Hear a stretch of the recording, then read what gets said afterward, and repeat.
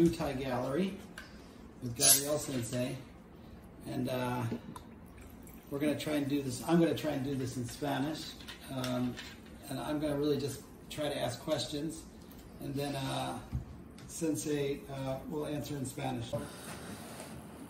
Empezamos. Perfecto. Tengo vergüenza de mi español, No, es perfecto. pero vamos a ver qué podemos hacer hoy. Perfecto. So, al principio, ¿cómo te llamas y de dónde eres? Muy bien. Bueno, pues mi nombre es Gabriel García, soy de España, pero bueno, mi bugó, mi nombre de samurái o de artes marciales es Getsuyo. Por favor, dice otra vez Sí, mi bugó el nombre. El nombre de Budo. Sí, es Getsuyo. Getsuyo. Getsuyo. ¿Y qué es la significa de Getsuyo? Pues este nombre me lo puso Tenzin Sensei. Digamos, tradicionalmente en las artes marciales tradicionales voy a gastar esta palabra, como que se bautiza, por gastar esta palabra, no exactamente, no tiene nada que ver con la religión, pero se le pone como otro nombre, ¿no? Se pone un nuevo nombre. Getsuyo significa la luna del castillo. Él lo puso, estuvo varios años pensándolo, hasta que lo tiene claro y lo decidió. Luego me explicó el significado. La luna me representa a mí y el castillo a todos mis estudiantes, a la escuela. Y digamos, la luna en la oscuridad da luz a los estudiantes, o sea, da luz al conocimiento, para que ellos aprendan. Eso también él le vino porque mirando la luna, en este momento yo no estaba en Japón, él pensó que cuando él miraba la luna y yo miraba la luna, aunque estábamos lejos, mirábamos la misma luna. Fantástico. Wow. ¿Cómo es que empezaste de estudiar Budo? ¿Y cuál tipo? Pues empecé, digamos, formalmente, empecé en los 80. En los 80. Ya son como 36 años o así, creo, aproximadamente, un poco más, pero bueno, aproximadamente. Digamos formalmente, ¿no? Ahí empecé con karate y judo, y luego también a continuación continuidad con el tema del bujutsu y ninjutsu. Pero realmente antes de la práctica, digamos, en un dojo con senseis, yo a modo de juegos, voy a decir, como niño, ya practicaba. Para mí no era un juego, para mí era práctica. De hecho, me fabricaba mis propias katanas y practicaba, y ya siendo muy niño, con 6, 7 años incluso. ¿Katanas de madera? Sí, de madera hacía, incluso como de metal, con cosas que me encontraba en la calle, trozos de rieles de cortina, y me las hacía, ¿no? Y yo enseñaba incluso a mis amigos, ¿no? Ponía incluso en el suelo cartones y les enseñaba. Era como algo que estaba dentro de mí. Ahí no había habido transmisión directa, tampoco una inspiración directa, porque en mi entorno nadie practicaba artes marciales. En aquel momento en España era muy típico ver películas de vaqueros o de Robin Hood o como otro tipo, y los niños pues jugaban a eso, ¿no? Veían una película. Luego un poco más tarde sí, películas como con Bruce Lee, un poquito. Pero esa digamos, inspiración que tenía de esa práctica es como que muchas veces no he sabido de dónde ha venido esa inspiración, porque mi padre es albañil, mis hermanos tienen trabajos normales, no tenía como esa referencia, pero yo ya practicaba y entrenaba. Puedo decir antes, era un niño, quien me viera sería como modo de juego, antes de iniciar en un dojo. ¿Y cuándo empezaste de estudiar ninjutsu? Sí, ya empecé. Es que los comienzos fueron bastante seguidos, porque también en aquella época era bastante normal quien hacía karate solo hacía karate, o quien hacía judo solo hacía judo, o aikido. Solo. Solo, no existía el concepto incluso más en aquel momento, como de combinar varias artes. Pero yo cuando empecé con karate era como que me faltaba algo. ¿Y cuál tipo de karate? Shotokan. Enseguida en el mismo dojo pues también se enseñaba judo, pues también empecé a hacer judo. Luego enseguida también con el Bujutsu, que entró en Bujutsu y toda la parte también del Shinobi, que en aquel momento hubo un boom muy fuerte también. Y es donde empecé con todo lo que hoy en día pues conocemos con la nomenclatura mejor dicha, que es el Kobujutsu o el Bujutsu japonés. ¿Y era Shotokan de Oshima Sensei? ¿Sabes? Ahí como era muy pequeño no te sé decir, porque ya luego con los años, luego también continué un poco como con mi camino propio, que derivó a que con mi experiencia personal, de hecho formara mi propia escuela, donde enseño mi conocimiento, digamos, con mi experiencia. Entonces no tengo, digamos, esa relación o ese conocimiento con esos maestros. Y ¿cuándo abriste tu escuela, tu propia escuela? Realmente he estado ya como instructor o sensei desde muy jovencito, pero ahí no tenía como propia, siempre era como que, de hecho empecé dando clases en colegios, en institutos, y he dado en muchos tipos de gimnasios deportivos, entonces he estado muchos años como en diferentes centros que no han sido míos. Pero bueno, como eran tantos años, realmente en todos los sentidos era como si fuese mío. Sí. ¿Y cuántos estudiantes habían en este tiempo? Han ido siempre para la disciplina que es minoritaria, la que imparto. Siempre he tenido bastantes alumnos. En aquel momento, no tengo la referencia de todos los años, sí que te puedo decir que ahora, en la actualidad, contando solamente los que están en España, son unos 180 en la actualidad. Y luego, al tener también, por ejemplo, como en la India y en otros sitios, sí, pues también, pero también tengo en diferentes sitios. Pero digamos, si contara, no los que son también, que ya en estos últimos años también tengo alumnos, estudiantes online, que están en diferentes partes del mundo, sí, pero digamos, los presenciales locales en España ahora son unos 180. Ahora. Sí, más toda la periferia de estudiantes que hay, por ejemplo, en la India o en diferentes países. Sí, vale. La de tu escuela es Bugeikan, ¿verdad? Exacto. ¿Y qué es la significa de Bugeikan? Sí, mira, Bugeikan significa, como literal, como Casa de las Artes Marciales o Casa de las Artes Guerreras. Pero al buscar el nombre de Bugeikan, digamos, primero hay que entender el porqué, ¿no? ¿Por qué como de estos, de Bugeikan? ¿Por qué de los tres kanjis? ¿Por qué yo particularmente lo elijo?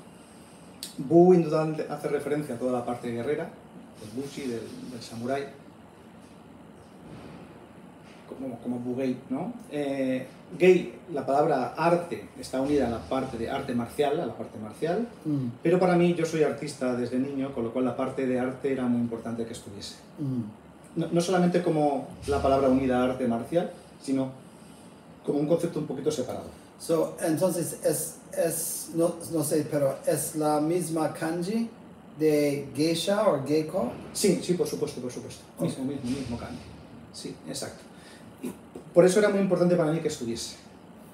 Y kan, hablamos, a veces traducimos en español como casa, como el lugar, ¿no? Como sí, el sitio donde se realiza arte y la parte marcial. Ese es el motivo de elegir, porque para mí, como artista, trabajo muchos años también como diseñador, soy creativo, soy pintor artístico, etc. De pequeño incluso, aunque no sé solfeo, componía canciones o escribía poesía. Es como que el arte para mí está dentro y era muy importante, no tanto como la parte marcial o de combate. Ah, sí.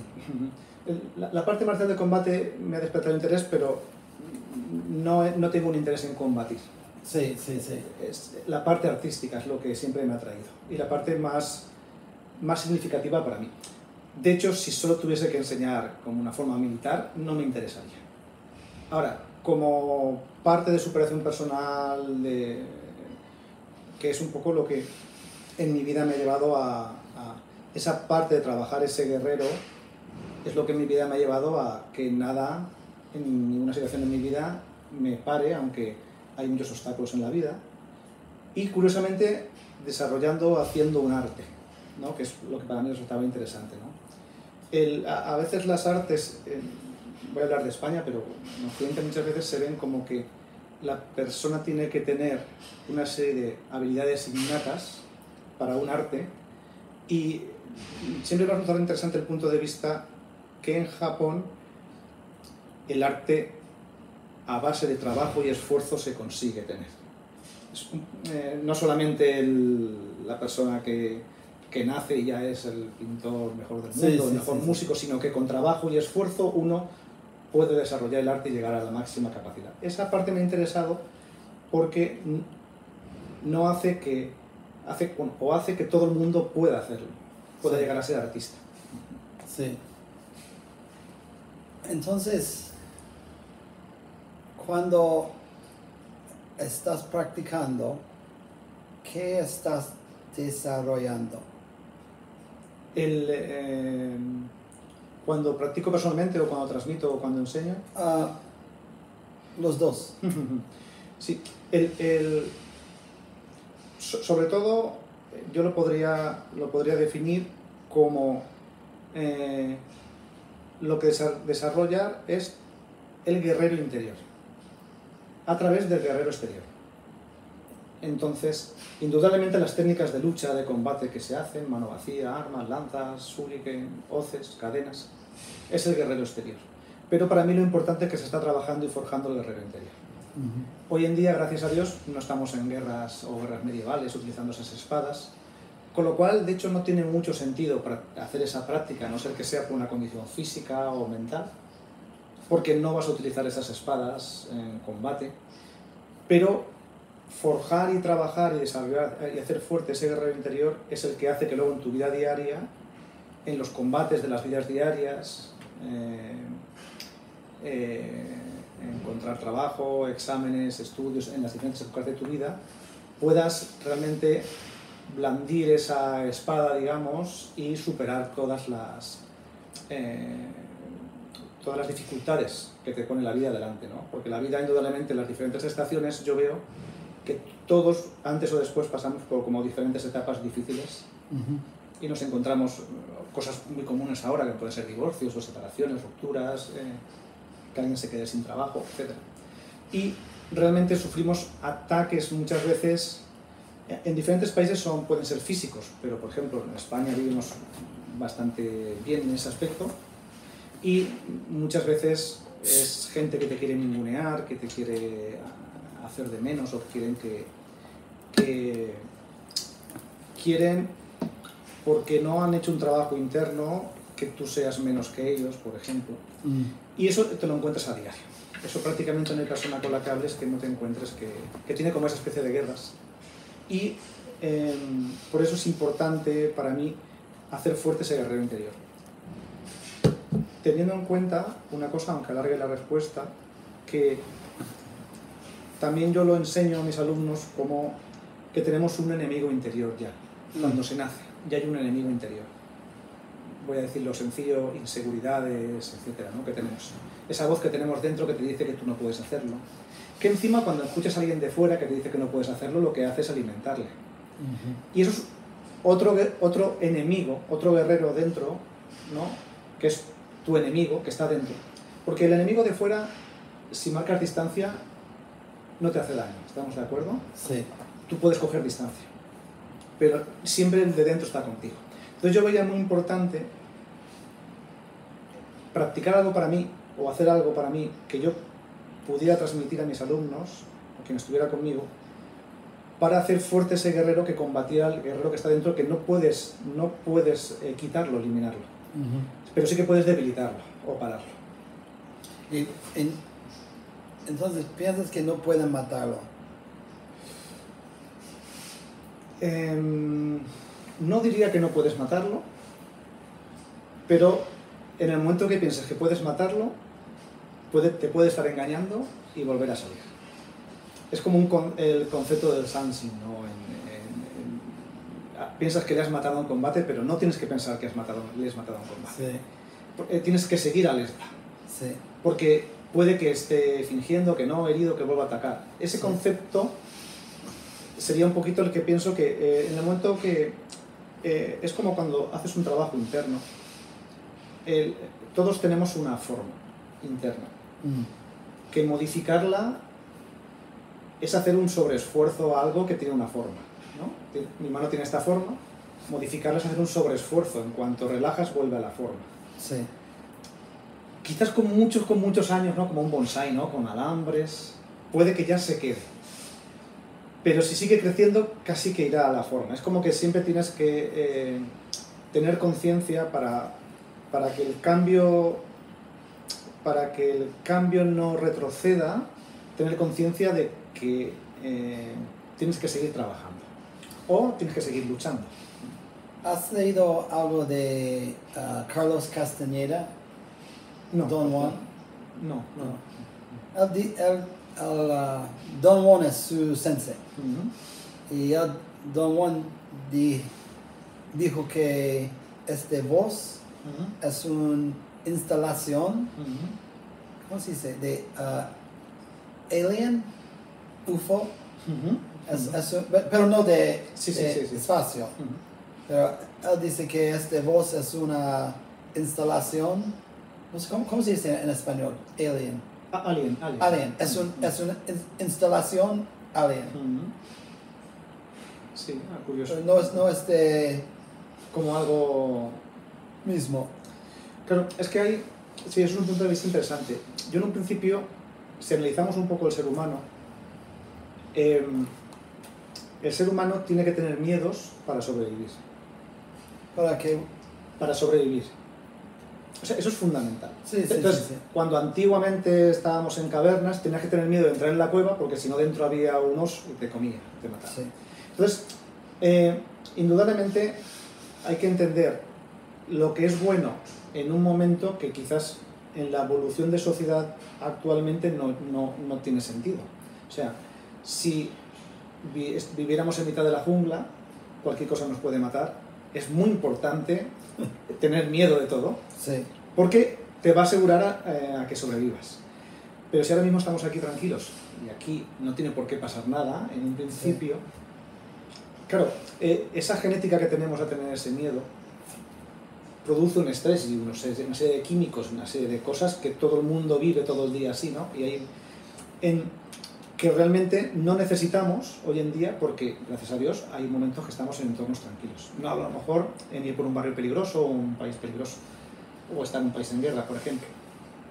Entonces creo que, por ejemplo, las artes marciales, el samurái antiguamente, por decirlo de alguna forma, o en otros países otros guerreros, que eran guerreros que se tenían que poner no solamente a su miedo, sino al miedo real de morir, de combatir, todas las inseguridades que podían tener, realmente llegaron a hacer una disciplina para conseguir esa especie de control de esas emociones.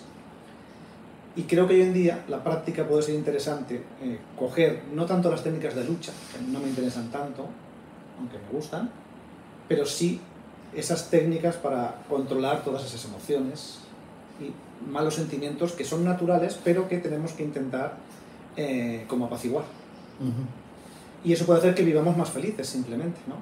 Que haya menos distorsión, menos ruido, ¿no? Como mucha gente que habla de la jaula de monos que hace ruido. Todo el mundo con diferentes expresiones habla de lo mismo. Porque en el fondo todo el mundo tenemos como ese sentimiento. Pero bueno, yo dentro de mi estudio, de mis reflexiones personales, era entender que es algo que tenemos que tener porque como animales tenemos que sobrevivir. tú no verás nunca un gato tranquilo. Porque quizás ya un gato que está en casa, que le acaricias muchas veces, puede que llegue, pero si das una palmada pegará un salto. Es como que hasta un gato doméstico hay un punto que está ahí, ¿no? Que le dice que en cualquier momento puede pasar algo, ¿no?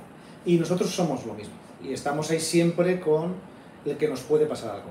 Y si encima, es muy interesante también cuando estudiamos las artes marciales, ¿no? Cuando el concepto del aquí y el ahora, ¿no? Que hoy en día también está muy de moda, ¿cuántas veces vivimos con lo que va a suceder que nunca sucede, ¿no? Con problemas, ¿eh? Sí. Entonces, vivimos, pero aparte creo que también se genera, ¿no? Que la sociedad nos esté diciendo en todo momento: haces lo que va a pasar, si no haces esto pasará esto, si no haces esto pasará esto. ¿Y cuántas cosas nunca han pasado de todo lo que nos atormenta? Y qué importante es ahora estar haciendo lo que toca para que no suceda. Entonces, ese momento del aquí y el ahora, las artes marciales te lo enseñan. Entonces es como se dice en latín, si vis pacem, para bellum. Si estás buscando, si alguien está buscando paz, tiene que preparar para guerra. Por supuesto, porque porque hay como, vamos a hablar como dos personas para simplificarlo, ¿no? Pero es tú y el mundo. Es lo que tú quieras hacer, paz o guerra, y lo que el otro quiera o el mundo quiera. Entonces, claro, no es solo tú. Tú solo en una isla, tú solo en una isla desierta, solo tú. Okay. Vale. Yeah. Pero, y por eso aquí hay como varios temas, ¿no? Por eso las artes marciales las he visto interesantes. Que mis alumnos pueden tener técnica de autodefensa y en algún momento dado, si les pasara algo, pueden mecánicamente defenderse, lo veo de 10. Lo veo fenomenal. Porque enseñamos a niños también, y que el día de mañana, niños, niñas, conforme está todo. Pero claro, esa guerra interna que tenemos con ese enemigo que tenemos ahí, ¿qué técnica te enseña a defenderte? Desde fuera hay muchas. Me da igual que hagas jiu-jitsu, karate, judo, me da igual grappling, me da igual las técnicas boxe, me da igual la disciplina que hagas. Por eso yo llego a un momento en las artes marciales que para mí la técnica no es lo más importante. Yo he elegido unas que voy a decir que son afines a mí, pero considero que la técnica no es importante. Lo importante es todo el trabajo interno y todo el beneficio interno. Lo interesante en las artes marciales, voy a hablar como las enseño, y muchos sensei las enseñan o muchos las practican. Hay quien lo hace de la forma más superficial, no digo en plan mal, pero en plan negativo, sino como una actividad deportiva solamente. Sí. Lo importante es que sí o sí hay un cambio y se fortalece el guerrero interior, sí o sí. O sea, no puede no pasar. Eso es importante, porque es algo como que no es racional, no es algo que hay que entender, es algo que hay que hacer. Y si uno va a entrenar y todos los días se enfrenta, esto es sencillo, ¿no? Cuando vamos al colegio nos ponen problemas y nosotros los solucionamos. Esa es la forma de practicar, ¿no? Si no vas al colegio, no te ponen problemas, no encuentras soluciones. Y el día de mañana sales del colegio, a un problema, soluciones. El dojo, cuando entrenas, es poner problemas todo el rato. Sí. Te cogen, te atacan, te golpean, sí, te tiran, y tú todo el rato pones soluciones. Ahí hay un cambio mental. Sí o sí, aunque la persona que venga no entienda esto que estamos hablando hoy, ni yo se lo explique, sí o sí está durante 1 hora, 2, 3, 4 semanales las que entrene, como en el colegio, yo le estoy poniendo problemas y él está poniéndole soluciones. Quizás con la técnica aún no sea correcta, no sea perfecta, pero da igual, porque mentalmente él no está diciéndose que no puede solucionarlo. Está intentando solucionarlo. Y eso ya es un cambio de estado. Por eso las artes marciales, para mí, digamos, la parte importante. De hecho, cuando decidí enseñar, era como que todo esto ya lo entendía y decía, es que esto tengo que intentar que llegue a otras personas. El tema de enseñar creo que para muchas personas puede ser como por diferentes motivos. Para otros es ese ego que tenemos todos dentro, pues alimentarlo, ¿no? ¿Por qué? Porque el sensei es el centro del mundo en ese momento. En el dojo es la persona más importante. Todos le escuchan, todos hacen lo que dice. Entonces, qué difícil es que no se te alimente el ego cuando uno es sensei. Y si encima cada vez tienes más alumnos o tienes más aceptación. Entonces, pero yo cuando decidí enseñar no necesitaba alimentar mi ego. Pero sí compartir una técnica que ayude a que otras personas en su vida sean más fuertes. Eso sería un poquito la decisión o el motivo por el cual a día de hoy también enseño, ¿no? Si no, no enseñaría, porque principalmente a mí me gustan las artes marciales, las practicaría. Las sigo practicando, las sigo entrenando, pero yo no necesito para sentirme mejor enseñar a nadie. Yo necesito practicar para sentirme mejor. Pero claro, si a mí me hace bien... de hecho, antes me has preguntado por Budokan, por mi escuela. Con la palabra kan, con el significado de casa, que tiene más, como sitio, espacio, la palabra casa para mí era muy importante también que estuviese con esa traducción de casa, porque casa es hogar, hogar es familia, y para mí cuando enseño artes marciales, aunque no sea sanguínea, todos mis estudiantes somos como una familia. Y me interesa mucho que toda la familia como que se cuide. Entonces, no... a veces lo explico, ¿no? Tú, por ejemplo, tienes una hija que he conocido. ¿Con quién dejas a tu hija? Que es muy valiosa. Tienes que dejarla con la persona de confianza, con la persona de, ya no hablo familia, no, pero ese concepto, ¿no? De ese tesoro, ¿con quién lo dejas, no? Y para mí es muy importante porque, claro, cuando un dojo está abierto, entra todo tipo de personas. Voy a decir básicamente buenas y malas. Sí. Pero qué bueno es filtrar o encargarse de que donde tú estás, tú sabes que vas a dejar a tu hija y va a estar como en tu familia, como en tu casa. Sí. Esa parte era muy importante, por eso lo decían de los 3 kanji, ¿no? Las técnicas marciales, el arte, que es mi núcleo principal, y la casa, la familia. Porque es lo que quiero que sientan todos mis estudiantes, ¿no?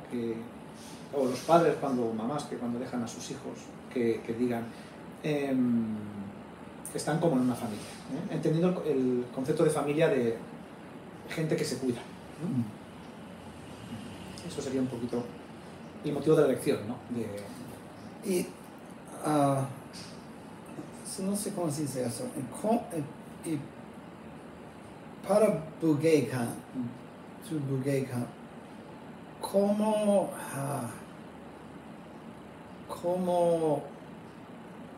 proteger las instrucciones?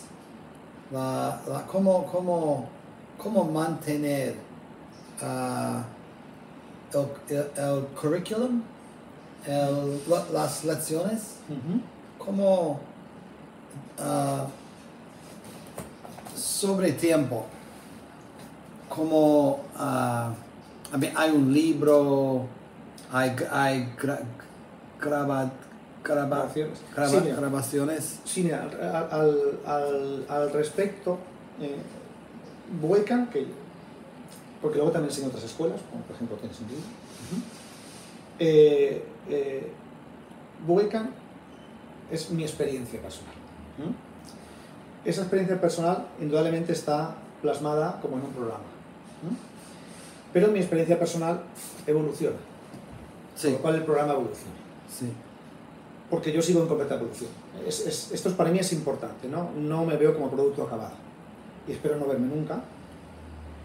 ¿Eso qué hace? Que el programa está como siempre en continua evolución. Sí. Sí que estoy preparando ahora una serie de bibliografía de libros para que los instructores principalmente y luego el resto de estudiantes tengan ese contenido. Pero sí que es verdad que la materia es una materia que enseña principios muy amplios. Y es muy difícil registrar ese conocimiento. Sí, sí, yo muy sé. complicado, Sí. muy complicado. No te digo imposible. Sí. Entonces, pero bueno, tiene que haber ese material. Indudablemente ese material, con toda la nueva tecnología, al igual que he empezado a trabajar con lo que es en Tenshinryu, la academia online, y ahora explicaré un poquito sobre esto, porque es como que durante estos años estoy ayudando mucho a que Tenshinryu se promocione, se expanda, porque veía que necesitaba esa ayuda. También estará ese espacio virtual también con las técnicas de Bugoikan, indudablemente. Que no va a dejar de ser un índice, por muy extenso que sea, al final tendría que haber como una enciclopedia, ¿no? Sí. Pero aún así, para mí sería un índice, solo el índice, porque es demasiado extenso. Que también lo interesante es que se puede como acercarse y probar, pero realmente solo se puede desarrollar el arte con la transmisión directa. Porque lo otro sería como ver algún vídeo, como gente que está muy bien, ve vídeos en YouTube o ve cosas y puede practicar, pero indudablemente la transmisión directa sigue siendo fundamental. Por eso también dentro de Bugoikan es muy compleja, los tiempos son diferentes a otras escuelas. Por ejemplo, te pongo un ejemplo, son como 10 años para un cinturón negro, por ejemplo. Entonces, en otras pueden ser 4, por ejemplo, como ejemplo. El tema es que hay demasiado contenido, pero mi estudio y desarrollo ha sido generar los atajos y conexiones para lo que son cosas muy diferentes, para dos manos diferentes, conseguir hacer esto para que, mira, pues estos son comunes. Y de alguna forma, voy a hablar del estilo, ha desarrollado una serie de conexiones que hacen que sea posible que toda esa materia sea realizable casi en una vida o en una práctica. Porque también hay que entender que no se puede intentar crear un método que no se puede hacer. Hay que trabajar, mi trabajo es para que se pueda hacer. Y hay que entender que un alumno puede querer venir 2 días a la semana, sí, con su buena voluntad. Sí. Y con su buena voluntad tiene que avanzar. Entonces, creé una serie de conexiones. Por ejemplo, todo el trabajo con armas o sin armas tiene una serie de conexiones estrechísimas que hacen que la práctica con las armas te hagan que avances en las sin armas, y etcétera, etcétera. Muchos artes similares es como que trabajan la mano vacía y luego a partir de grados altos empiezan con las armas. El concepto un poco que yo entendí, porque esto no deja de ser mis reflexiones, es que el guerrero antiguamente indudablemente no peleaba sin armas, peleaba con armas, y puede que circunstancialmente estuviese desarmado o en épocas se prohibió las armas y desarrolló el trabajo sin armas, ¿no? Entonces, por supuesto que cuando el estudiante entra no tiene equipación y a veces es más fácil empezar con el trabajo desarmado, pero rápidamente empieza a tener ya contacto con el trabajo con armas, porque todas las técnicas se fundamentan en el manejo de armas. Sí. Otras escuelas, y con esto acabo, a partir del trabajo sin armas es como que el arma luego es una extensión y lo siguen trabajando. El foco ahora en Bugoikan es diferente. Aparte, el trabajo armado, luego toda la mecánica que se hace es exactamente la misma que el trabajo. Entonces, eso ha conectado mucho el trabajo y hace que sea posible toda esta gran materia practicarla. Yo no sé casi nada de ninjitsu. Sembra algo misterioso, con secretos. ¿Qué puede decir sobre eso? Sí, el tema, hay muchos temas que tratar con esta materia o disciplina.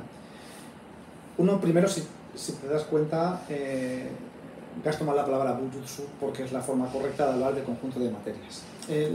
Lamentablemente en los 80 se utilizó mucho la palabra ninjutsu a un conjunto de materias que nos enseñaban que no eran ninjutsu. aquí hay muchas líneas de pensamiento y todo lo que yo diga no tengo la verdad, pero rápidamente podrían haber 10 personas aquí teniendo la verdad, diciendo cosas diferentes. Okay. Podríamos decir que la figura del ninjutsu histórico ha estado completamente desvirtuada por cine, animación, etc. Eso es un punto. Pero indudablemente lo que no podemos negar es que había un guerrero feudal en Japón establecido, que era el samurái, y dentro de ese guerrero samurái habían también guerreros no establecidos o no oficiales, y dentro de que también habían samuráis que también hacían labores de espionaje, contraespionaje, asesinato, contrainformación. Existía. Entonces sí que es verdad que históricamente en los 80, cuando se enseñan como dos figuras separadas. De hecho, aquí en Japón pasa, aquí si vamos a un parque o a algún espectáculo o alguna cosa, veremos como la imagen del samurái y la del ninja completamente definidas, pero es una imagen que históricamente no es real. Eso sería como el primer punto. Indudablemente el conjunto de materias de combate, de lucha, etcétera, etcétera, es Bujutsu. Entonces hay que hablar de Bujutsu. Okay. Indudablemente luego habría una serie de técnicas específicas que podríamos englobar esas técnicas específicas dentro del ninjutsu, pero que también estaban dentro del Bujutsu. Entonces ahí empieza a estar complicado esa materia. Okay. Si luego hablamos de la figura con máscara de negro, etcétera, etcétera, una figura irreal que entendemos que como tal no existió. Esa figura como tal no existió. No existió. No. Era de Kabuki también. Sí, del teatro no. Sí. Perdona, sí. Estoy mezclando mi español y mi japonés. Sí, exacto, sí. Sí, pero bueno, del teatro no. Había unos asistentes que no son actores y mueven cosas, van de negro. Y viene de eso, ¿verdad? De ahí se dice. Pero está bien la relación, por un lado está bien la relación. O sea, el actor sí que existe y si mueve una mariposa, el otro mueve la mariposa. Sí. Pero él no está en escena. La gente cuando lo ve no tiene que verlo, tiene que ver la mariposa moviéndose, como ejemplo. Pero si cogemos la esencia de que las técnicas de espionaje es estar pero no estar, tiene sentido. Tiene sentido esa relación, mucho. Porque tienes que estar pero no estar a los ojos de nadie. A los ojos, cuando alguien te ve no te tiene que ver. Está muy bien definido así. Wow. Que esa imagen se ha transmitido en la ropa, pero indudablemente, mira, yo para entender, cuando enseño o cuando enseño mis reflexiones, son mis reflexiones y mi forma de pensar. No tengo la razón, estoy seguro. Pero solo tenemos que pensar en un espía hoy en día, por ejemplo. Vamos a hablar de la figura del shinobi, etcétera, era más que espía. Pero bueno, vamos a hablar del espía. Hoy en día un espía no va con una ropa característica. ¿Verdad? Hoy en día un espía no gasta un arma diferente. Sí, claro. Hoy en día un espía tiene unos conocimientos diferentes. Sí. Que van cambiando, porque ahora un espía puede ser una persona, un informático, un hacker, por decirlo, que está en su casa, que no tiene por qué tener técnicas de combate, de lucha, pero que si tiene técnicas de lucha no tiene técnicas de lucha ninjas. Tendrá técnicas de lucha militares, probablemente. Y probablemente a esa persona le dará una formación militar, que es el Bujutsu tradicional, y luego tendrá una serie de cualidades o capacidades que harán que sea óptimo para el espionaje. Puede ser que conozca, que sea una persona extranjera, pero a lo mejor autóctona en un país, donde se quiere, y conoce el idioma, conoce la cultura. Esa persona, con todo ese conocimiento, entendemos que tiene todas las capacidades y habilidades que necesita para ser espía.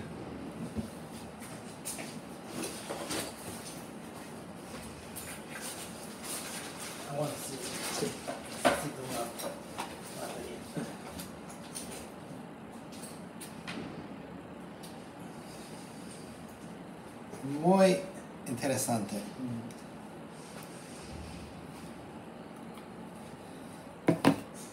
Nunca he pensado sobre eso, Kabuki.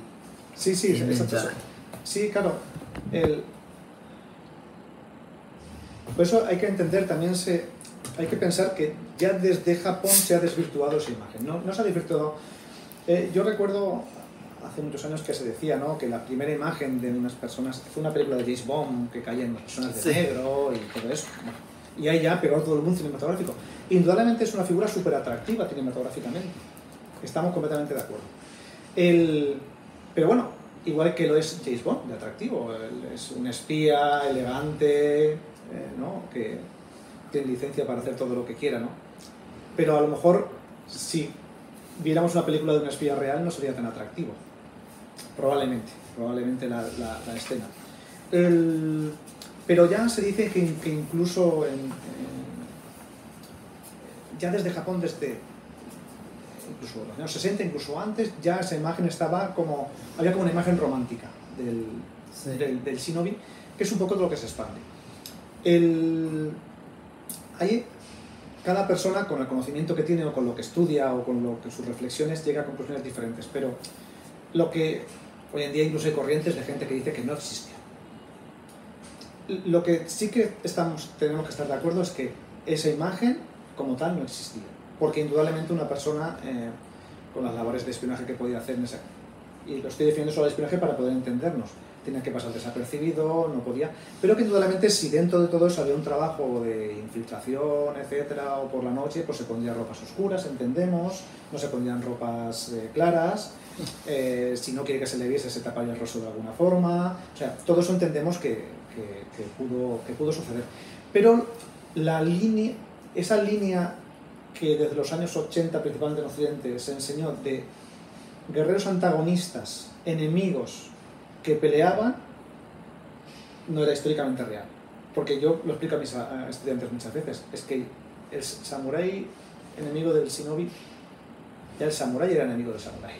El samurái ya tenía enemigos, ya no necesitaba un enemigo. Sí.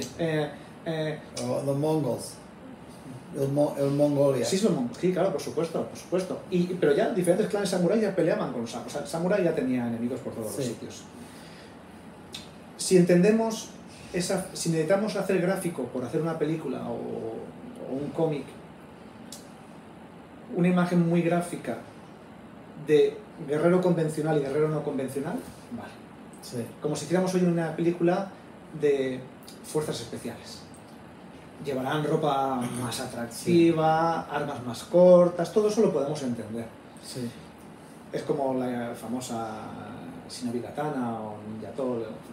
O sea, realmente hoy en día un espía no va a llevar un arma diferente a la de un militar. Lo que sí que puede es crear o necesitar armas con diferentes características más pequeñas y probablemente pues, usaría pues, tipo wakizashi o wakizashi como armas más pequeñas si lo necesitaba, ese tipo de cosas. Pero realmente hay mucho desconocimiento hoy en día del grueso armamentístico que existía en Japón feudal. Había una riqueza de armas increíbles que todos tenemos la imagen del arco, la katana, la lanza, por ejemplo. Los que más conocen el kusarigama, pero luego había mil armas, utensilios, ocultas, toda la parte de kakushibuki, que tenían con un ingenio increíble, ¿no? Desde sensu, abanicos que podían abrir para pinchar, todo eso tenemos ahí como el sakuyaki, la flauta, por ejemplo, que también tenían. Indudablemente todo eso entra dentro de qué trabajo tenían que hacer. Sí. Tienes que hacer un trabajo. Tú eres un guerrero establecido que puedes ir por la calle con tu traje y tus katanas, no necesitas esconder nada.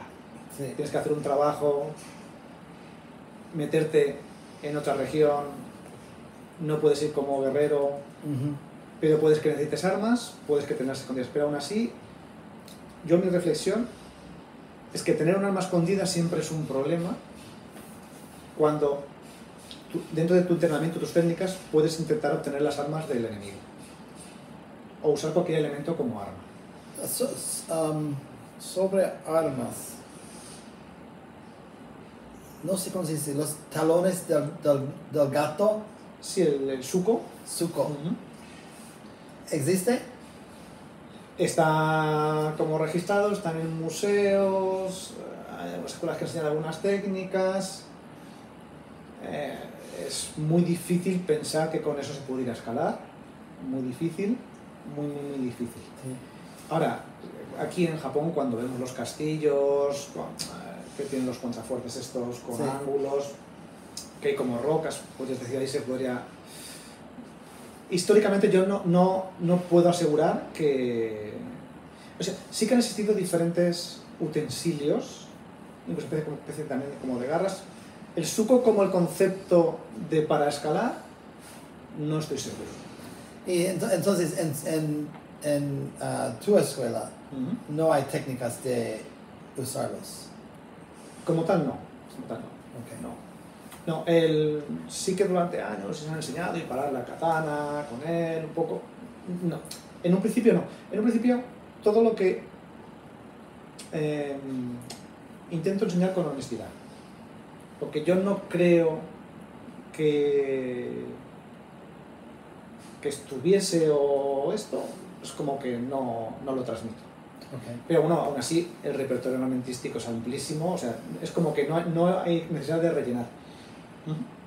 Pero entiendo que otras escuelas y otras personas enseñen y es un trabajo interesante. Y algo diverso. ¿Cómo te encontraste al Tenshinryu? Pues eso va a hacer ya 10 años, ahora mismo, va a hacer 10 años, son ya 9, va para camino de 10. Yo, con mi escuela, que hemos hablado un poco, desarrollada, y que sigue en desarrollo, y etc.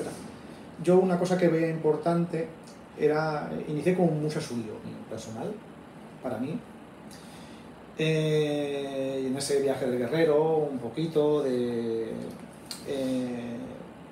pues inicié mis viajes a Japón, vengo todos los años, y en aquel momento cuando encontré Tenshinryu, no era conocido, hoy en día es bastante popular, se conoce mucho a través de las redes, casi, no digo todo el mundo, pero mucha gente que está en el mundo de las artes marciales lo conoce. ¿Pero era en YouTube o en Ahí ¿Cómo he oído de ellos? Es que no era conocido. Ahí hice una labor de búsqueda de diferentes escuelas, voy a decir, poco conocidas, y en ese momento encontré, podría decir a lo mejor a través de algo de Facebook, pero no habían casi vídeos, no había nada de información, no había nada. Pero contacté con algunas, no solamente con Tenshinryu, con otras escuelas también, que no son conocidas. Hice como una labor ahí de búsqueda. Fue hace ya años, no recuerdo exactamente decirte, pero hoy en día hay muchos vídeos de YouTube, es fácil que la gente lo vea. En ese momento, como no había mucho, no entendía muy bien la escuela, la característica de la escuela, con lo cual probé con varias escuelas. Ya también pertenecía a alguna otra escuela japonesa. Y digamos, cuando vine a Japón y probé el entrenamiento, realmente no me maravillaron las técnicas. Sí, pero no fue el motivo de que las técnicas fuesen increíbles de decidir estar en esta escuela. Fueron las personas. En este caso. ¿Y cómo conociste a las personas? Pues contacté con Ide Sensei, fue el primer contacto de Ide Sensei. En la misma espacio, no estaba sobre Zoom o... No, eso no existía aún, todo eso no había nada. ¿Tú estabas en...? Vine a Japón, o sea, ¿En Japón? Sí, claro. Ah, ok. Yo contacté vía Messenger probablemente, fue con él. Quiero ir a clase y... Y entonces me recibió Ide Sensei y ya me presentó a Kwami Sensei y Tensei Sensei. En aquel momento... ¿En Yokohama? No recuerdo la primero. Bueno, es que siempre que vengo entreno en todos los sitios. Entonces sí. No recuerdo el primero. No sé si fue Hombu Dojo. Pero igual si hablamos con Kwami Sensei sí que recuerda el primer. Sí que recuerdo, tengo en la memoria el primer momento que Kwami Sensei me regaló un sensu en ese momento. Ahí hubo una especie de, voy a decir, como de enamoramiento. Creo que no por mi parte solamente, sino por parte también de ellos. Como te comento, las técnicas considero que son increíbles, pero como otras escuelas, en Japón hay con técnicas increíbles. O sea, por supuesto, ahí yo considero que mucha gente le puede gustar, muchísimas, y hay gente de mucha calidad. Pero a mí lo que me cautivó no fueron las técnicas, porque las técnicas, lo que yo pude ver en aquel momento, fue algo significativo. Sí. Y no había muchos vídeos, o sea, estaba todo muy hermético. Fue cuando los conocí. Cuando los conocí, vi que aunque a ellos hablaban japonés y yo español, hablábamos el mismo lenguaje. Teníamos el mismo corazón. Sí. Entonces me encontré todo lo que yo había formado dentro de Buweikan, mi filosofía, familia, casa, todo esto que he contado, aquí. Y dije, perfecto. Pero bueno, eso es la primera sensación. Ahí sí que es verdad que al empezar, Kwame Sensei me preguntó que Kwame Sensei pensaba que yo era como un maestro, por ahí que venía, querría aprender unas técnicas un poco especiales, y con esas técnicas, pues sí. Y yo cuando nos conocimos, pues dije, bueno, yo quiero aprender desde cero, como si no supiera nada. Eso siempre me ha dicho que le sorprendió mucho. Entonces ya vio también como mi forma de pensar ahí rápidamente, ¿no? De que, uy, no quiere aprender desde cero, qué raro, ¿no? Qué raro. Y fue lo que le planteé, empezamos a practicar desde cero, y entonces ahí me plantearon, hicimos una comida con Tenzin Sensei, y ahí me dijeron que si quería pertenecer a la escuela, y entonces ahí inicié. De hecho, ahí, cuando les pregunté en el momento, no habían empezado aún a entrenar occidentales. Aún no habían empezado a entrenar occidentales. Creo que fui el primer occidental que aceptaron. No sé si alguien de Asia había... Pero yo es lo que recuerdo cuando lo hablé en el momento. Yo soy el primer americano. Perfecto. Soy orgulloso. Oh, hombre, por supuesto, por supuesto.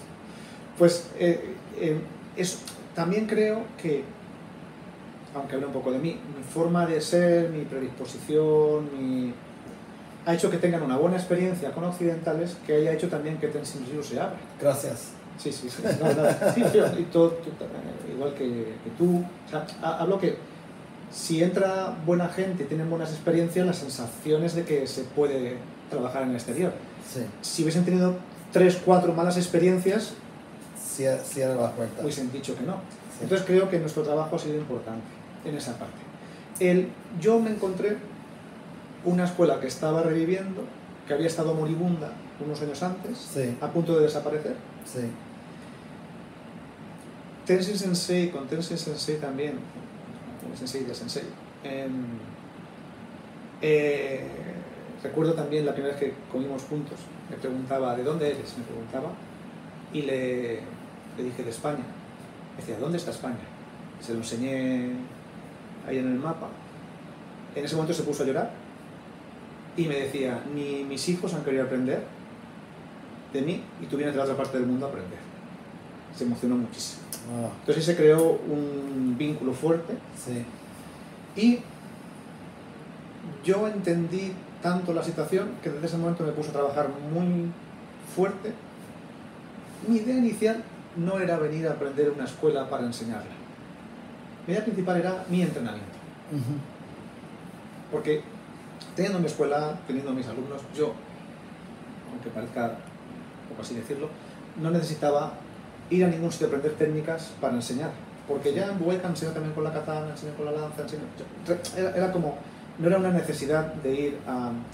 Pero sí era mi entrenamiento, y también otra filosofía era, con ese entrenamiento, intentar ayudar a conservar escuelas japonesas que se estaban perdiendo. Hacer mi pequeña labor de intentar a que esas escuelas no se pierdan. Eso es Dojo Pop para mí. Por supuesto, sí. Y las técnicas de Tenshin Ryu son muy diversas que los estaban practicando para los años primeros. ¿Hay mucho en común? Pero, ¿con Buweikan o con Tenshin Ryu al principio ahora? No, Buweikan. Realmente no. Casi lo mismo. Casi lo mismo. Y es una cosa, Kwame Sensei muchas veces cuando hemos hablado de esto, él dice que me he reencarnado, ¿no? En su mente. Que era un samurái de Shirindan, Tenshin Ryu, me reencarné. Él muchas veces comenta eso. Hay cosas curiosas, técnicas que yo he desarrollado años atrás, muchos años atrás, luego en Tenshin Ryu me las he encontrado. Por supuesto no puedo hablar de que sea lo mismo, porque la ciencia, el movimiento... O sea, mi desarrollo no ha sido ver Tenshin Ryu, copiar las técnicas y adaptarlas, porque de hecho yo intento mantenerlo puro, 100%. O sea, sí. yo cuando enseño Tenshin Ryu lo más puro posible y nunca mezclo con Google. Pero sí que es verdad que si yo, cuando mis alumnos no conocen las técnicas y hago una técnica de Budokai con una de Tenshin Ryu, no saben diferenciar. Y si luego Japón es un mundo de matices. Matices de un pequeño cambio de color es diferente. Oh, sí. Sí, Japón no es de blanco-negro, no. Sí. Verde, muy diferente para ellos. Sí. Si vemos desde el punto de vista como japonés, los esquimos y nivel. Sí, mucho. Ellos ven diferente, ¿no? Sí. Si hablamos de eso, podemos hablar de que, por supuesto, son trabajos diferentes. Pero si hablamos en concepto, muy similar. De hecho, pesan 1000 técnicas muy parecidas, muchos años antes de conocerlos, ¿no? Pero bueno, aún así yo con Tenshin Ryu, de hecho, redes sociales se ve mucho mi trabajo y esfuerzo con Tenshin Ryu, es mi forma de ayudarles. Luego se creó la Keikokai en España. A los años se creó la primera rama oficial, que también es una cosa muy importante, porque la branch española es 400 años de historia, con ramas en Japón, y la primera rama fuera de Japón en España. Es una cosa, creo que importante, pero no importante para España, para el mundo, porque eso significa que mañana va a haber otros países que la tengan. Sí. Igual que buena experiencia contigo o conmigo, con más gente, de Tenshin Ryu, el camino que se abre para todos. Y esa es mi ayuda principal que quiero dar. Sí. Yo cuando vengo a Japón, el año pasado vine más de 2 meses, este año he podido venir 1 mes, yo vengo a entrenar todos los días, todos los días. 6 horas, 9 horas, máximo. Vengo a eso, ¿no? Porque luego también, como artista marcial, luego si hay que transmitir calidad. Sí. Pero luego está la labor de ayuda, como con Todepop o con toda la buena gente con una serie de capacidades que está entrando, que eso es importante. Al final, Tenshin Ryu es muy buena escuela, que si de forma natural lo bueno atrae lo bueno, más iniciativas se van a poder ir haciendo que ayuden a conservar este arte.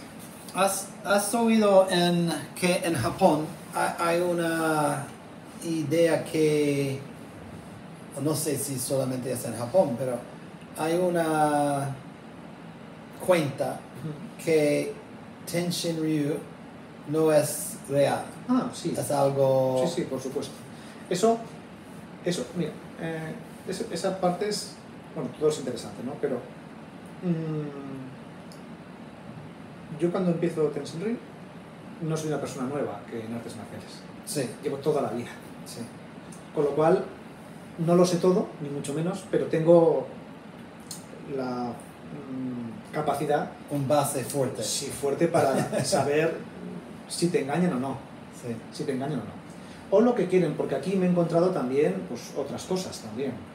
Hay de todo, ¿no? Eso es un primer punto de vista. Por supuesto, el problema de lo legítimo o no aquí en Japón es grande, porque igual que Tenshin Ryu, muchas escuelas han perdido la documentación, se quemó, y claro, el que la ha perdido de verdad dice que la ha perdido, pero el que es mentira también dice que la ha perdido. Sí. Y ahí se confunden. Ah. Eso es el principal problema. Pero realmente, básicamente mi forma de pensar es que mientras la gente fuera de Japón o en Japón están hablando si Tenzin Ryu es de verdad o mentira, yo estoy entrenando. ¿Qué cosa? Yo estoy entrenando. Sí, sí, Mientras sí, ellos sí. hablan, yo entreno. Sí, sí, sí. Eso es... Y si fuese que la acaban de crear hoy, yo también estaría en Tenzin Ryu. Sí, sí.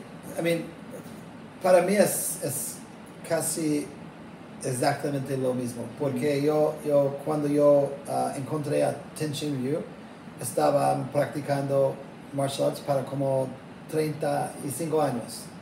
Y después de un minuto, con Ide Sensei, Tenshin Sensei, Komi Sensei, Arakawa Sensei, Kimura Sensei, Mako Sensei, después de un minuto, saben, Claro. saben, que saben. Por eso esto no cabe duda, ¿no? De que es auténtico. Pero quien quiera creer que no lo es, no es un problema. No, sí, sí, No, sí. no es, pero sí, se escucha. Indudablemente, en este mundo, lo he hablado un poco antes por el motivo por el que han enseñado artes marciales. Siempre va a estar el que intente invalidar, ¿no? Entonces, por ejemplo, de Boekan puede decir, ¿cómo que le enseña su experiencia esto? Es mentira, ¿vale? No pasa nada, Sí, es sí, mentira, sí, sí. pero yo no estoy engañando, yo no me he sacado de la manga un maestro misterioso que me ha enseñado, no, yo digo Sí. que mi experiencia la transmito, Sí. y cuando enseño Tenzin Ryu, no es mi experiencia, la experiencia de esta generación la transmitimos. Pero indudablemente siempre va a haber gente que va a intentar, y a más notorio sea, mientras más llamativo sea, más conocido sea, más hate va a caer en ese Sí, aspecto, sí, por sí, supuesto. Más estar en el foco de la gente mirando y va a decir que las técnicas... Pero vamos a imaginarnos que se acaban de inventar la semana pasada. Sí, Qué capacidad Sí, increíble sí, también, sí. ¿no? sí. La semana pasada, no hace 400 años. Exacto. Semana pasada se ha creado la escuela. Increíble, qué capacidad increíble de creación, ¿no? O sea, aún así yo lo haría. O sea, hay mucha gente que hace artes marciales, igual estás de acuerdo conmigo, porque necesitan linaje. Sí, Es como que si no, no tiene valor. sí, Es como, esta escuela de 2000 años sí. me da valor y yo practico como ese samurái de hace 2000. Yo no digo que no tenga valor, pero hay que ver también el presente, ¿no?, de esas escuelas. Y el presente en la actualidad de Tenzin Ryu es que es una escuela con unas técnicas increíbles, en el cual se ha conservado el conocimiento, Sí, el cual el nivel de ejecución actual es un nivel altísimo, en el cual gente que lleva, como nosotros, toda la vida practicando, puede entrar y tener mucho estímulo de avanzar y de entrenamiento, porque el nivel es tan alto que no entras en una escuela con este nivel, que no pasa nada. sí. Entonces dices, uy. Entonces, desde la gente que empieza de cero a los que llevamos varias décadas practicando, todo el mundo tiene cabida para disfrutar del entrenamiento. Y luego la filosofía es entrenar. Sí. Entonces, aquí esa filosofía comercial, política comercial, Sí. no está. Entonces, tú llegas, quieres aprender a entrenar, te arrodillas y entrenas. Entonces, por supuesto se está expandiendo en el mundo, se está generando estructura, porque tiene que haber una estructura para sostener toda esa expansión, tiene que haber personas de confianza, en este caso yo no estoy en España, o en los países de habla hispana y portuguesa, porque al final la gente de confianza que se va obteniendo es la que se tiene que ir encargando de que el crecimiento sea lo mejor posible, pero la escuela es indiscutiblemente auténtica. Y ya no diría solamente auténtica, sino que ha llegado muy virgen, en el aspecto de que no ha tenido prácticamente, o cero, bajo mi punto de vista, evolución hacia un budo más moderno. Entonces, las técnicas han llegado genuinas, para mi parecer, en toda la esencia. Eso hace que todo el conocimiento que hay intrínseco en todos los movimientos es de la técnica que se hacía hace 400 años, ¿no? Sí. Entonces, eso es difícil hoy en día, porque otras escuelas, incluso de esgrima, han tenido incluso evoluciones que hacen competiciones también. O sea, yo la evolución la valoro, pero entiendo que se pierden cosas. Sí. Todas las artes sabemos que cuando son hechas olímpicas han tenido que tener una transformación, las artes marciales, por ejemplo. Entonces, si hablamos del judo muy tradicional o del judo tradicional, al judo, pero no es que el judo de hoy no tenga valor, tiene muchísimo valor, Sí. pero ha tenido una evolución. Sí, sí, sí. Y las técnicas han tenido que modificarse y adaptarse a una serie de circunstancias.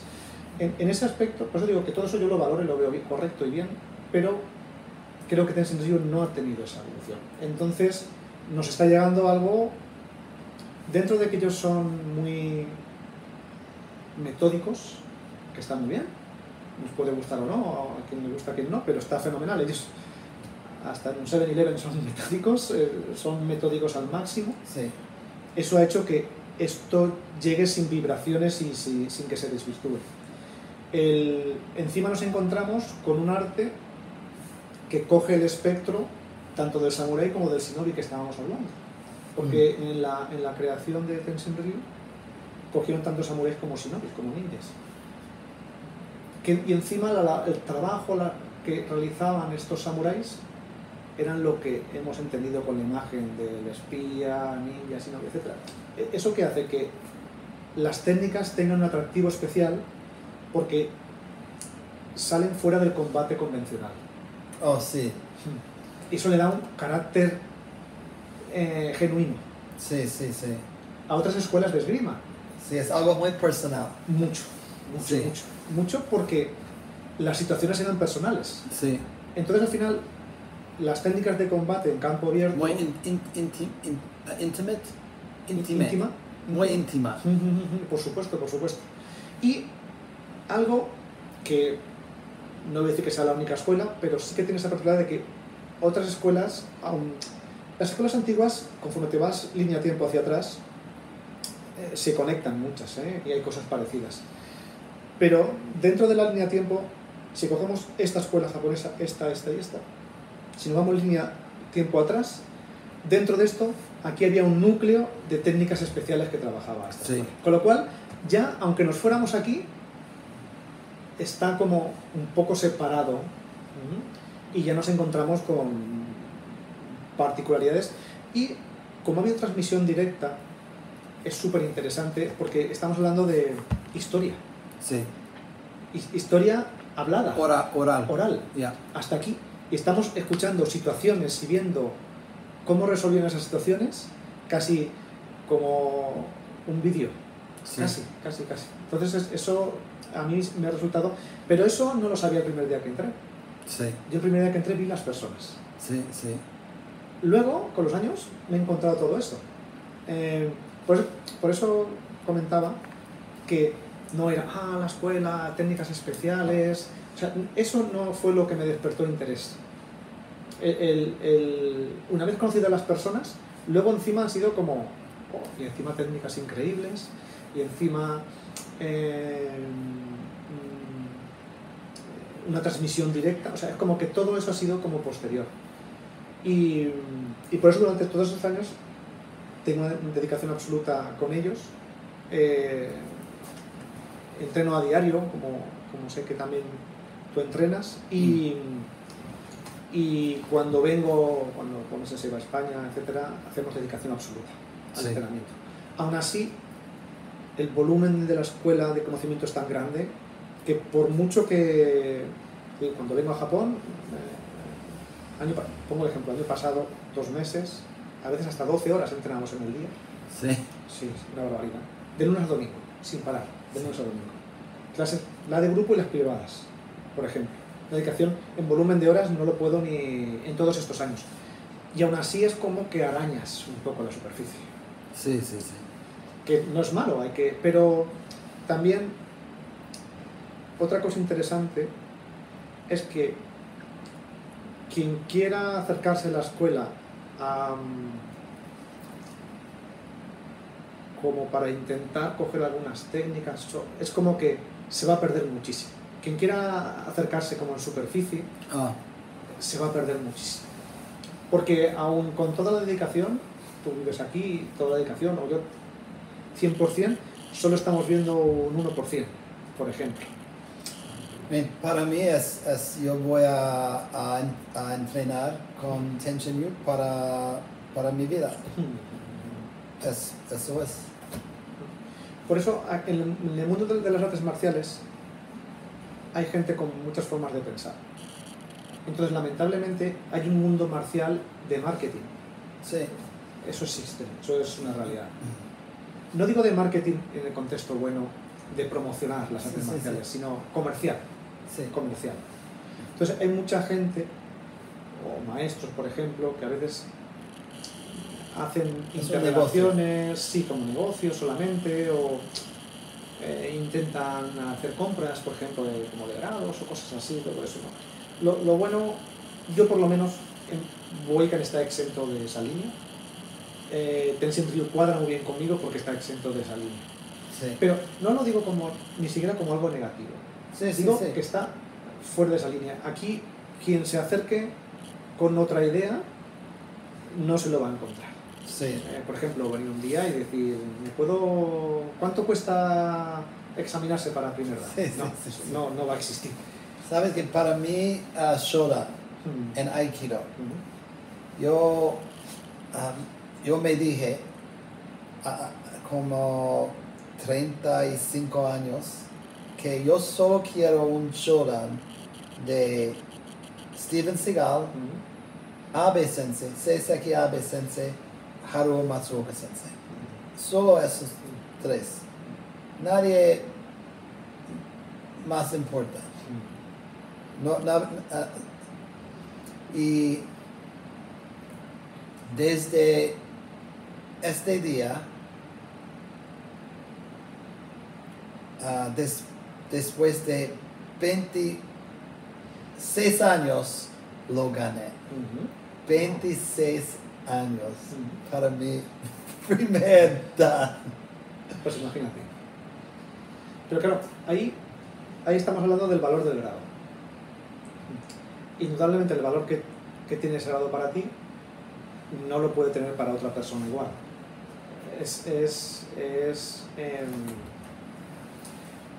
Tiene un valor diferente. Entonces, en todo esto... Si puedo comprar, no me importa. Ah, no, por supuesto, por supuesto. Claro, el tema es de aquí para afuera, de aquí para adentro. Claro, hemos hablado del ego un poco antes, ¿no? El ego se llena muy bien con grados, ¿entiendes? Y con certificados, se llena muy bien. Y todo el mundo queremos que nos vean bien fuera. Sí. Eso es natural. Por supuesto que la gente quiere que todo el mundo te vea bien. Y eso es del ser humano natural. Entonces, hay gente que piensa que si lo acompañas de esas graduaciones, la gente de fuera va a respetar o ver mejor. Por eso hay también que entender esa necesidad. Por eso para mí es importante siempre es de puertas para adentro y luego de puertas para afuera, ¿no? Sí. ¿Yo qué necesito? Yo, al final, en mi vida, en mi evolución personal, yo no necesito reconocimiento de nadie. Sí. No digo que no me guste, que tú me puedas valorar o que otras personas... Pero en mi vida sí que he aprendido a quién quiero que me valore. Sí. Pongo un ejemplo sencillo. Yo quiero que me valore mi madre. Sí. Si mi madre me valora, no necesito nada más. La persona que más me quiere en el mundo, pero si mi madre estuviese defraudada conmigo, sería un problema muy grave. ¿Con esto qué te quiero decir? Que al final, la buena gente que intento tener en mi entorno, si encima me valora, pero claro, es algo que yo no puedo exigir. Sí. Y tampoco puedo fingir. O sea, yo no puedo fingir algo que haga que la gente de mi entorno me valore, porque en el fondo, de puertas para afuera estaría bien, pero de puertas para adentro diría, joder, que estoy engañando a mi madre, y estoy diciendo que soy abogado, piensa que tengo un buen trabajo y es mentira, un ejemplo. No. Entonces, al final en la vida no le podemos gustar a todo el mundo, pero yo una cosa que he aprendido, esa aprendizaje de vida, es alejarme de la gente tóxica. Sí. Eso es fundamental. Fundamental. Que eso, ojalá, nada más entrar en el colegio te lo enseñaran. Sí. Hoy está un poco de moda, y lo veo bien, que se hable en los colegios y esto, pero es muy importante definir porque la gente tóxica, yo a mi hermana Marisol Sensei, es hermana mía, pero es hermana mía, a veces se lo explicaba así una vez, ¿no? Hablando de este tema, gráficamente, ¿no? Le digo, si tú ves una persona Sí. llena de barro, hasta arriba, y tú vas vestido de blanco, la distancia es fundamental en lo que te manchas, la distancia. Si la abrazas, Sí. mucho. Si estás a 1 metro y hace así, si estás a 10 metros, o sea, la distancia para la gente tóxica es fundamental. Sí, sí, sí, sí. Fundamental. Hay que verlo así. Entonces, También esto es porque yo estoy en Japón. sí, por supuesto, aquí la distancia es fenomenal. Fenomenal. Sí, entonces es una cosa que hay que aprender, voy a decir que yo he aprendido, no que lo aprendí ayer, sino en mi vida, y sí que intento que en mi entorno esté la mejor gente posible. De la gente tóxica que conozco no intervengo, simplemente me alejo porque considero que la distancia es fundamental. Y el entorno que yo creo, voy a hablar de mi dojo, interno, intento que no esté esa gente. A veces es difícil porque tú no pones un cartel, no entra la gente tóxica, pero la fórmula a veces es crear un entorno en el cual esa gente no tenga herramientas o cabida. Sí. Eso es importante, cuando no te puedes ir, ¿no? Si al final nosotros somos de una forma de ser, un tercer amigo tóxico, si no esta gente que critica mucho, por ejemplo, ¿no? Si no cuadra con nosotros de una forma natural no estará. Sí. Y eso a veces es... y eso son artes marciales, son más cosas. Pero las artes marciales es ese enemigo que viene a hacerte daño y tú tienes que defenderte, neutralizarlo y alejarte. Muchas técnicas, abren siempre con distancia. Sí. Un ejemplo, ¿no?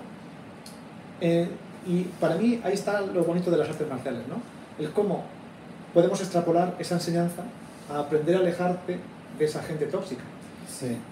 Y si tú o yo pudiéramos transmitir, antes he hablado de tu hija, te he puesto como un ejemplo, mi hermana, pues, si pudiéramos transmitirle esto y hacer que en la vida no se le acerque a esta gente sin tener nosotros que intervenir, porque lo importante en todo esto es la autonomía como guerrero.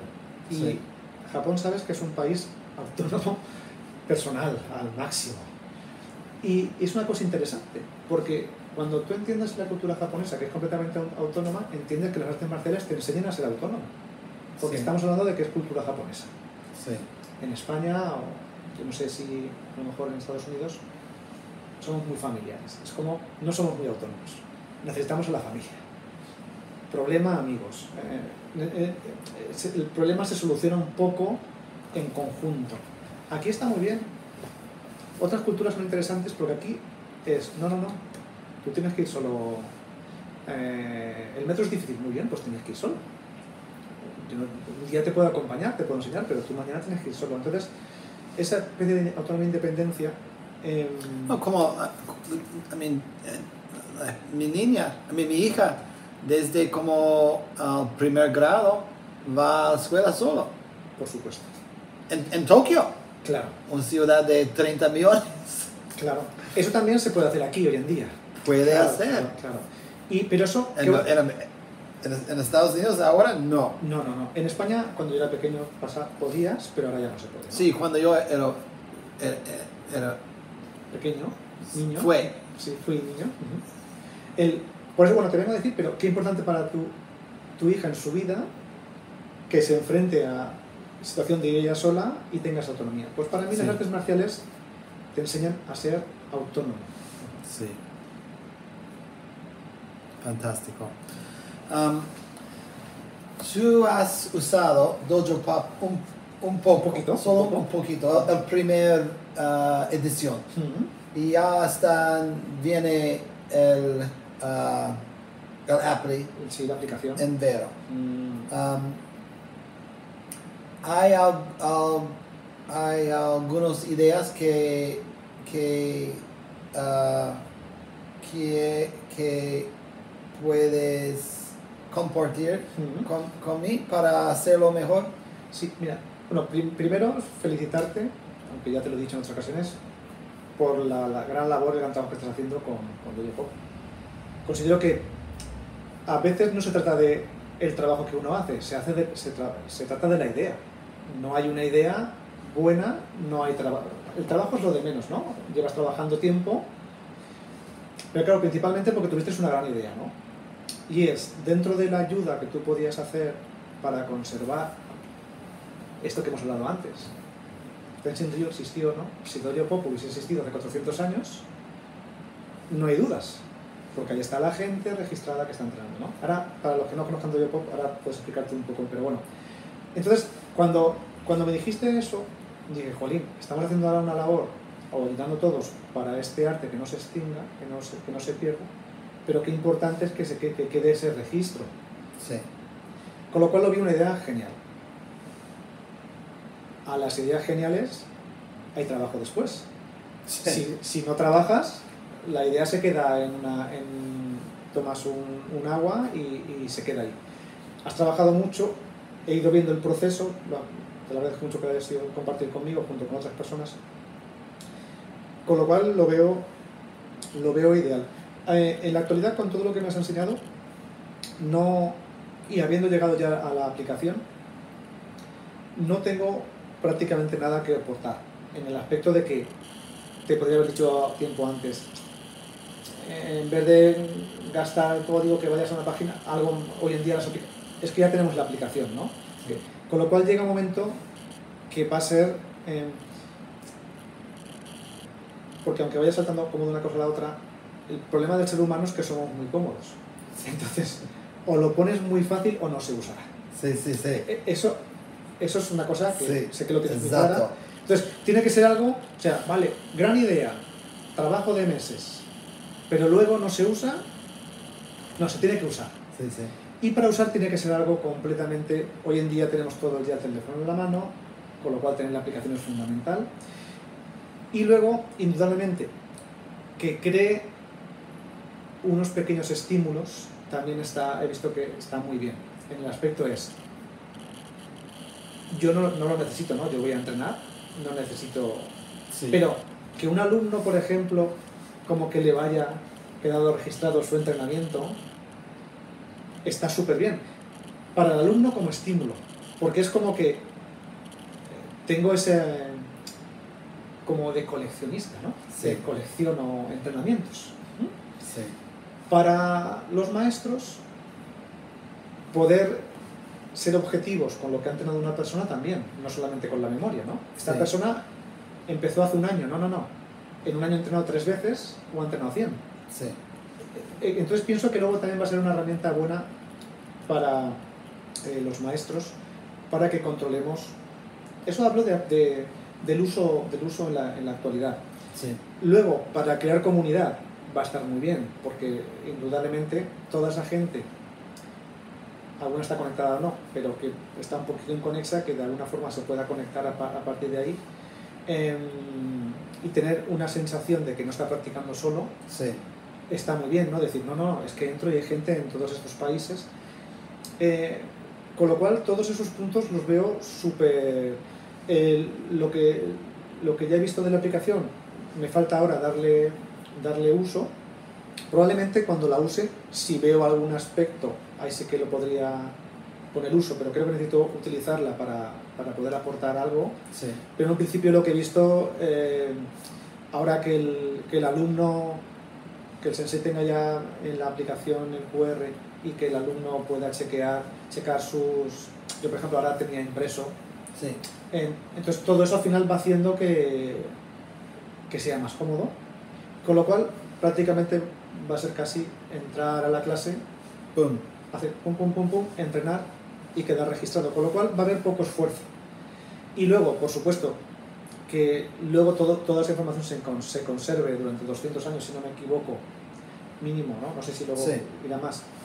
Pues claro, estamos hablando de que cuando no estemos aquí hay quien podrá y esperemos que siga entrenando y ver cuando nosotros estábamos entrenando en aquella época. Incluso pienso que eso puede estimular en el futuro a que esas personas digan, jolín, pues entrenaban mucho, pues yo no voy a entrenar una hora, voy a entrenar como ellos que entrenaban todos los días. Sí. Y creo que eso les puede motivar en el futuro. O sea, creo que aún no somos conscientes de lo que puede inspirar. Porque si nosotros supiéramos el grupo de Slim Dan, no lo imaginamos, ¿no? Pero si supiéramos, hubiese un registro, un libro, donde hubiesen apuntado sus entrenamientos, lo miraríamos hoy y nos inspiraría un poco y decir, es que si quiero ser como él, tengo que entrenar parecido. También estoy pensando que las cuentas, como hoy, como ahora, son muy importantes también. Y, por ejemplo, este momento va a ser en Dojo Pop para 200 años. Ah, perfecto. Y la gente en este tiempo pueden escuchar a nosotros. Por supuesto. Eso es súper interesante, junto con más podcasts que puedes hacer, ¿no? También hablando del uso de las técnicas o de la filosofía o de la historia. Sí. Creo que es muy importante porque para la gente de hoy que lo pueda escuchar y ver también le puede ayudar. Sí. Y en el futuro, cuando lo vean, pues será a cuánto nos gustaría, ¿no? O a cuántos, no hablar solamente de nosotros, pero a cuántos artistas marciales les gustaría poder escuchar a ese gran maestro que tiene una foto en un dojo, poder escucharlo, verlo, no solamente ver alguna foto o algún pequeño vídeo si lo hay, sino poder escuchar su forma de pensar. Sí, sí. Y, porque creo que las artes marciales no se tienen que centrar, como he dicho antes, para mí en las técnicas, sino también enseñar a la plasticidad de la mente. Sí. Y es una cosa que si podemos ayudar a que la gente tenga la mente más plástica y que en el futuro puedan inspirarse también y entender un poquito esa forma de pensar, pues creo que es una labor también importante. Gracias. Pienso que es bastante para hoy. Perfecto. Gracias. Muchas gracias. No, muchísimas gracias a ti. La verdad que he disfrutado muchísimo.